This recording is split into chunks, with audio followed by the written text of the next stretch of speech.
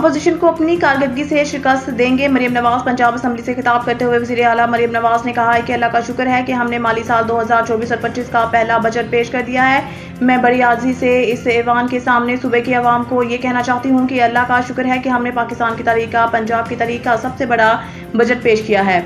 आपको ये जानकर खुशी होगी और इस अपोजिशन को भी जानकर खुशी होगी कि जो मेरे भाई और बहनें हैं, मैं जानती हूँ कि इनमें बहुत मुहब्बत वतन पाकिस्तानी हैं और मैं ये भी जानती हूँ कि इस बजट से इनके दिल में खुशी होगी कि पंजाब की आवाम पर पहली बार जीरो टैक्स लगा है, कोई टैक्स नहीं लगाया गया।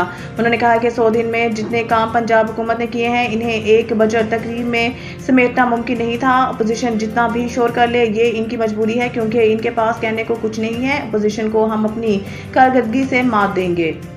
फाइनेंस बिल में तरमीम कौमी असम्बली में पेश, पेट्रोलियम मसनूआत पर आयद लेवी में इजाफा भी शामिल। स्पीकर कौमी असम्बली सरदार अयाज सादी की ज़ेर सदारत होने वाले इजलास में वजीर खजाना सेनेटर मोहम्मद औरंगजेब ने फाइनेंस बिल में तरमीम अवान में पेश की। पेट्रोलियम मसनूआत पर आयद लेवी में इजाफे की तरमीम भी अवान में पेश की गई। दूसरी जानिब अपोजिशन ने भी फाइनेंस बिल के खिलाफ तरमीम पेश कर दी और वजीर खजाना की पेश करदा तरमीम के मुखालफत कर दी। ख्याल रहे कि वफाकी हुकूमत ने माली साल 2025 के वफाकी बजट में पेट्रोलियम लीवी को मौजूदा 60 रुपये फ़ी लीटर से बढ़ाकर 80 रुपये फ़ी लीटर करने का ऐलान किया है। ताहम हुकूमत वक्फे से 20 रुपये फ़ी लीटर पेट्रोलियम लेवी आयद करेगी। तौहीन अदालत केस, सुप्रीम कोर्ट ने मुस्तफ़ा कमाल और फैसल वावडा की माफ़ी कबूल कर ली। सुप्रीम कोर्ट ने फैसल वावडा और मुस्तफ़ा कमाल की गैर मशरूत माफ़ी कबूल करते हुए दोनों के खिलाफ तौहीन अदालत का नोटिस वापस ले लिया। चीफ जस्टिस पाकिस्तान काजी फाइज ईसा ने मुस्तफ़ा कमाल और फैसल वावडा को रूस्ट्रम पर बुला लिया और इनसे मुकालमा करते हुए कहा कि आप पार्लियामान में अवाम की नुमाइंदगी करते हैं, हम आपकी इज्जत करते हैं और उम्मीद है कि आप भी हमारी इज्जत करेंगे।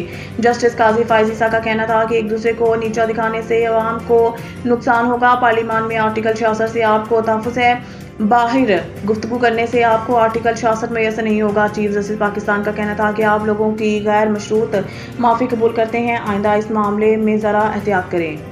पीटीआई की पार्लिमानी पार्टी के इजलास में अरकान का पार्टी क़यादत पर तहफ़्फ़ुज़ात का इज़हार। ज़राए के मुताबिक पीटीआई के पार्लिमानी पार्टी के इजलास में आपसी लड़ाइयों और इख्तिलाफ़ात पर मेंबरान ने खुलकर गुफ्तगू की। उमर अयूब और बैरिस्टर गौहर की मौजूदगी में अरकान ने क़यादत की कारकर्दगी पर तहफ़्फ़ुज़ात का इज़हार किया। ज़राए के मुताबिक एक मेंबर ने इंकशाफ किया है कि उमर अयूब के इस्तीफ़ा देते ही मुतबादल पंजाब से लाने की कोशिशें शुरू हो गई हैं। ज़राए का बताना है कि अरकान ने राय दी कि शेख वकास अकरम को उमर अयूब के मुतबादल के तौर पर सामने लाया जा रहा है। असद कैसर क़यादत के हमरा पार्टी के इख्तिलाफ़ात और मसाइल के हल के लिए किरदार अदा करें। ज़राए का कहना है कि पार्लिमानी पार्टी के अरकान ने राय दी कि नई पॉलिसी बनाकर आपसी नफरतों को ख़त्म किया जाए। बैरिस्टर गौहर अली, उमर अयूब और सरताज गिल ने पार्टी के अंदरूनी इख्तिलाफ़ात के खात्मा के लिए कोशिशों पर इत्तफ़ाक़ किया।